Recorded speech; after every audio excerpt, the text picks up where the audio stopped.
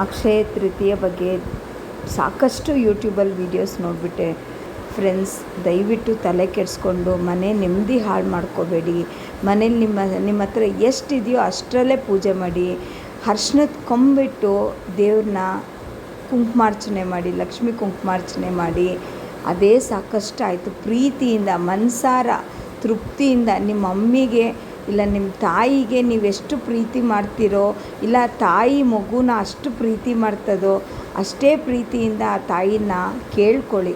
ಸದಾಕಾಲ ನಿಮ್ಮ ತಾಯಿ, ಆ ತಾಯಿ ನಿಮ್ಮ ಹತ್ರ ಇದ್ದೇ ಇರ್ತದೆ, ಕೊಟ್ಟೇ ಕೊಡ್ತದೆ. ಈ ಸಾರಿ ಟ್ರೈ ಮಾಡಿ, ಯು ಸಿ ದ ಸಕ್ಸಸ್. ಇದು ಟ್ರೈ ಮಾಡಿ ಫ್ರೆಂಡ್ಸ್ ಪ್ಲೀಸ್. ಆ್ಯಂಡ್ ನಿಮಗೆ ಅರ್ಥ ಆಗ್ತದೆ, ಹೌದು ಮನಸಾರ ಸ್ಪಂದನೆ ಆ ತಾಯಿಗೂ ನಿಮಗೂ ಇದ್ದರೆ ಬೇಕಾದಷ್ಟು ಆಯಿತು. ಆ ಸ್ಪಂದನೆ, ಆ ಪ್ರೀತಿ ನಿಮಗೆ ಆ ತಾಯಿಗಿದ್ದರೆ ಎಲ್ಲ ನೋಡ್ಕೊತದೆ. Thank you.